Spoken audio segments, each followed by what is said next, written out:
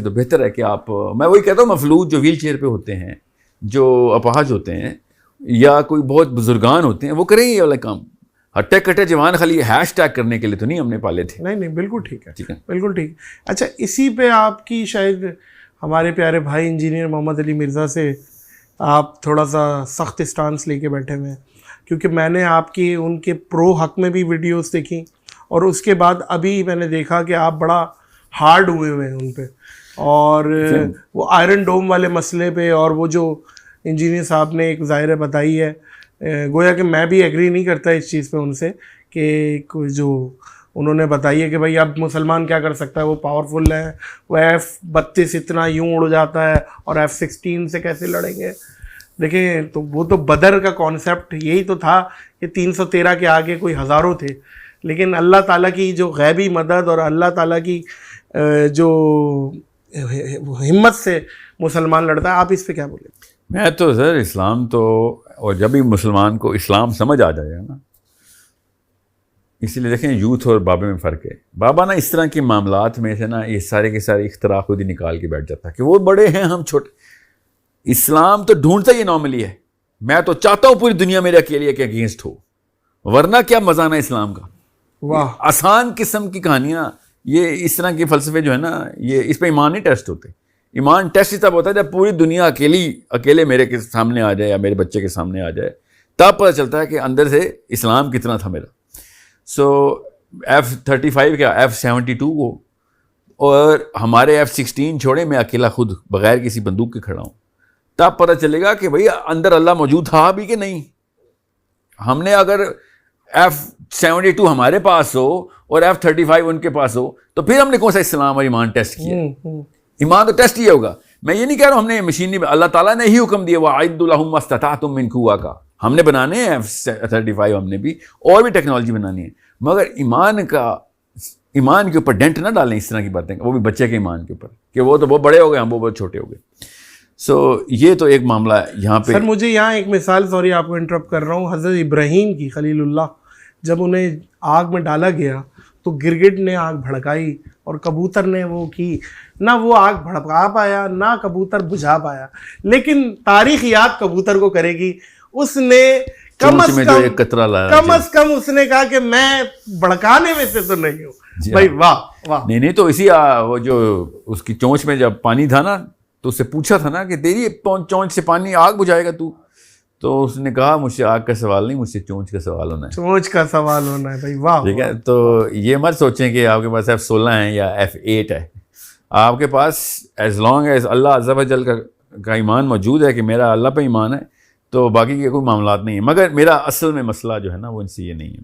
اس دفعہ میں آپ کو آسان کر کے بتاتا ہوں, جب جنگ چھڑ چکی ہو, جو کہ ہم پہ چھڑ چکی ہے, ہمارے 40,000 بچے شہید ہو چکے ہیں فلسطین میں, اللہ, اور جب پوری طریقے سے اب رفح کے اندر انویژن, جس ڈیٹ پہ یہ پوڈ کاسٹ ریکارڈ ہو 2 دن ہو گئے, 48 آورز ہو چکے ہیں, رفح میں بچے شہید ہو رہے ہیں ہمارے. ٹھیک ہے, اس دوران اسلام کے جو اصول ہیں, ان اصولوں کے اندر آپ کسی بھی موقع کے اوپر عوام کے اندر یہ والا کانسیپٹ ڈالنا شروع کر دیں کہ آئرن ڈوم جو ہے وہ حافظہ اللہ ہو یا وہ مسلمانوں کو بھی بچا رہی ہے, یہ اسلام کی ایک خاص شک کے اندر یہ ٹریزن میں آتا ہے, اسلام سے بغاوت میں آتا ہے. یہ تمام علماء کو پتہ ہے میں کیا کہہ رہا ہوں. اگر مرزا صاحب کو نہیں پتہ, ان کو چاہیے کہ پڑھ لیں کہ آپ کس پلیٹ فارم پہ ہیں, اس کو ایزی مت لیں. مائکرو فون ایک چھوٹا سا معاملہ نہیں ہوتا, آپ کے اوپر اتنی ملینز اور بلینز کی فالوئنگ ہے. آپ نے اگر اس موقع کے اوپر 0.0001% بھی وہ والی فلیور دکھا دیا, جب جنگ کے معاملات میں یہودی پوری طریقے سے بچے مار رہا ہمارے, اور آپ نے ان کی بندوق کی یا ان کے توپ کی یا ان کے توپ خانے کی تعریف کرتے ہوئے ہمارے کسی بھی بچے کے ذہن میں ہلکا سا بھی خوف ڈال دیا, ہلکا سا بھی, یا پھر ان کی تعریف کرتے ہوئے یہ بتا دیا کہ ان کی آئرن ڈوم ہماری بھی حفاظت کر گئی ہے, تو یہ دونوں کلازز اسلام کی ایک خاص شک میں آپ کا اسلام فارغ کر دیتی ہیں. سو توبہ طائب کریں. مجھے پتا ہے آپ کی نیت ٹھیک ہے, مگر یہ مسئلہ مس ہینڈل ہو سکتا ہے, ہو گیا ہے مس ہینڈل نا. اگر جنگ کے معاملات ہو, وہ والا اسلام نہیں لگتا جو امن کا اسلام ہے. امن کے اسلام میں وہ سینسٹیوٹی نہیں ہے جو جنگ کے حالات میں اسلام کی سینسٹیوٹی ہے. اتنا نازک مرحلہ ہوتا ہے جب دشمن حملہ آور ہوا ہو, آپ نے اپنا منہ بھی دھیان سے کھولنا ہے اور اپنے الفاظ کا چناؤ بھی دھیان سے کرنا ہے. بنو قریظہ میں صحابی نے انٹر ہوئے تھے, جنگ کا معاملہ تھا, اور بنو قریظہ کی شورا بیٹھی ہوئی تھی, اور صحابہ کو حکم تھا کہ بھی خالی چیک کر کے آؤ کہ وہ کیا کر رہے ہیں.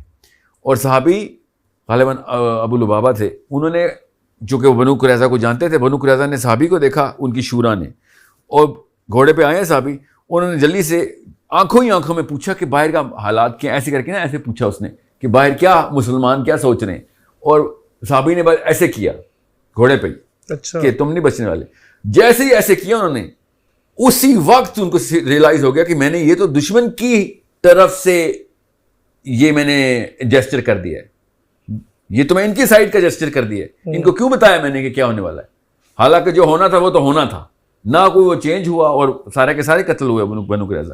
اسی وقت صحابی نے گھوڑا اسی سیکنڈ میں واپس پلٹا ہے, مسلمانوں کی صفیں کو چیرتے ہوئے صحابی مسجد نبوی میں گئے, ستون سے اپنے آپ کو باندھ لیا کہ میں تو اسلام سے فارغ ہو گیا. اللہ اللہ اللہ 60 دن تک بندے رہے ہیں وہ, جہاں تک کہ اللہ کی آیت نازل ہوئی. ام حبیبہ نے کہا کہ یا رسول اللہ میں سناؤں ابو لبابہ کوئی آیت کہ یہ اللہ نے اس کو آج بخشا ہے اس کو. آپ سمجھیں جنگ کے معاملات میں کتنا سینسٹیو معاملہ ہوتا ہے, اور ہم آئرن ڈوم حافظ اللہ بول رہے ہوں اور یہ بتا رہے ہوں مسلمانوں کی بھی حفاظت کر رہی ہے, وہ جو فلسطین کے مسلمان ہیں ان کی بھی نیچرلی حفاظت کر رہی ہے وہ.